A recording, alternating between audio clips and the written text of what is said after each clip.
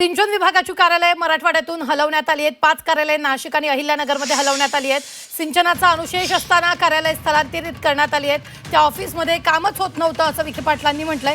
मराठवाड्यातील सिंचनाचा प्रचंड अनुशेष अद्याप कायम असताना जलसंपदा विभागातील 5 महत्त्वाची कार्यालय अहिल्यानगर आणि नाशिक जिल्ह्यात स्थलांतरित करण्याच्या निर्णयाला जलसंपदा विभागाने तो निर्णय घेतलाय। त्यामुळे मराठवाड्यात तीव्र नाराजीचा सध्या सूर उमटलाय।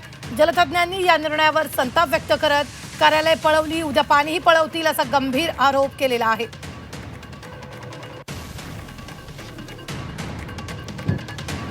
हैदराबाद गॅजेट असेल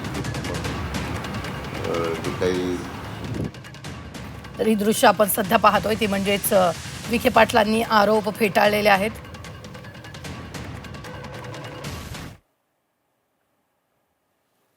मराठवाड्यातील ऑफिस आता लोणीत हलवण्यात आलेलं आहे। त्या ऑफिसमध्ये कामच होत नव्हतं असं विखे पाटलांनी म्हटलेलं आहे। 5 कार्यालय नाशिक आणि अहिल्यानगरमध्ये स्थलांतरित करण्यात आलेले आहेत।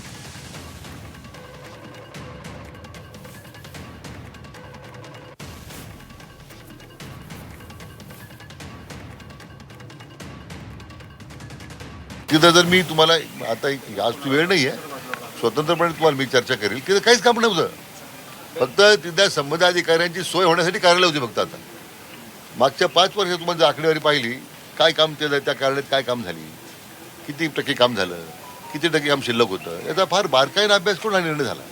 असं काही ॲफायझाटले निर्णय जवळजवळ 7-8 महिने याच्यावर अभ्यास झाला आणि तिथे स्थानिक कर्मचारी जे आहेत ते आता मात्र स्वाभाविक आहे की जेव्हा स्थलांतर होणार असल्यामुळे मग ते आता काही वेगवेगळ्या चुकीची माहिती पुढे करत काही वेगळी माहिती द्यायचा प्रयत्न करतात।